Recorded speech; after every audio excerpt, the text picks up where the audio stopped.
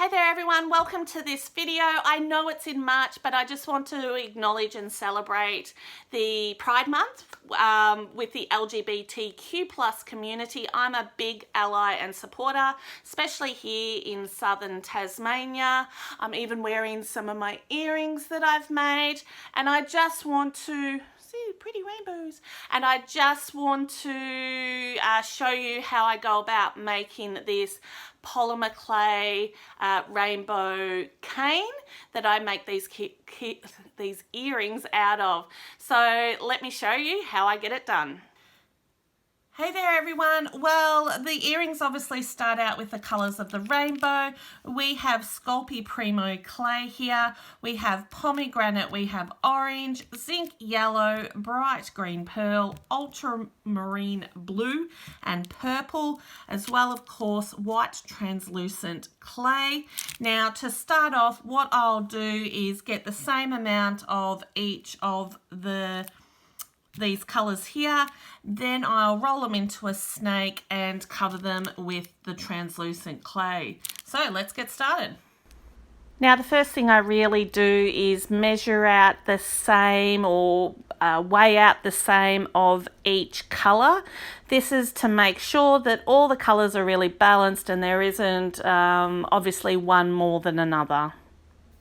Then next what I want to actually do is I want to roll out each colour into roughly the same length and diameter to each other. Of course I'm not going to get absolutely perfect, as you can see, but roughly around the same size would be great. I think the unevenness sometimes just gives it character, but you don't want it too much out of place. Now once that's done, what I then do is I roll out with my pasta machine on the thinnest setting that I can of the translucent clay. Now the translucent clay I find is with the polymer Sculpey Primo clay quite crumbly, so it does take a few turns in the pasta machine to get a really thin covering, because you want to wrap it around the snake, each of the snakes or the colours snakes each individually. Then what you go ahead and do, and you want to, I tend to do it as a group, you want to cut each of the colours up separately, and you can see here they're different lengths. Try and get them as same as lengths as possible, because that means that one's going to be generally longer than the other. But then I try and group them, and here they're in groups of 8, and you want to be able to break them up into the colours that they have and bring them together. Now once that's done, you want to get them into your cane, and I do a square cane because it's absolutely the easiest. So really I just stack the colours on top of each other.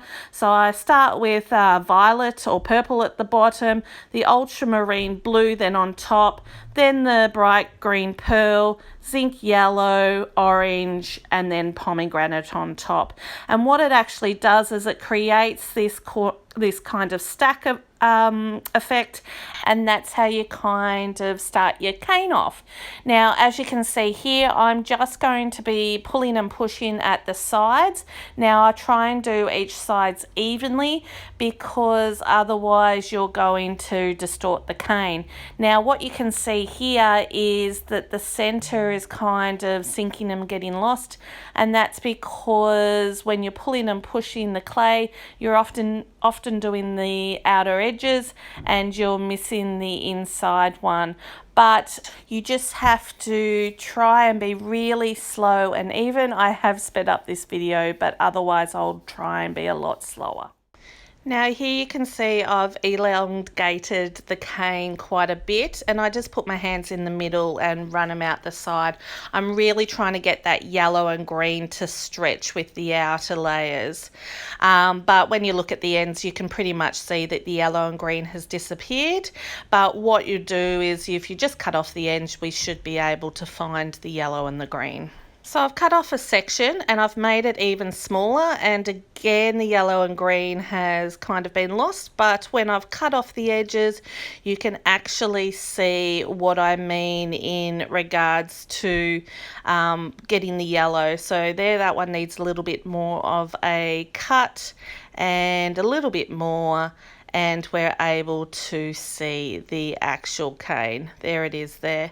Now the other bits and pieces don't go to waste, and I'm able to use them to create some patterns, have a more of a blurry typed look, and I can just put them together and roll them out and use them for other types of earrings. They really do create quite a nice effect.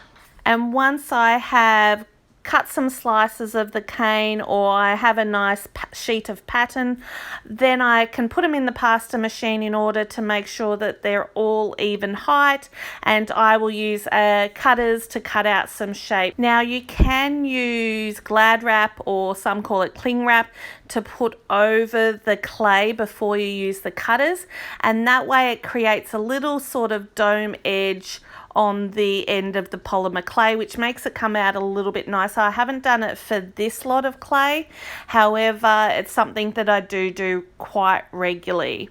Then I put them all on this tile because I prefer to cook on the tile and put them in the oven. I just follow the instructions on the packet, and it's one reason I generally use one brand and type of polymer clay, in this case Sculpey Primo, so that it all has the same baking time. So after I've baked, this is what they look like. They're looking amazing, utterly loving it.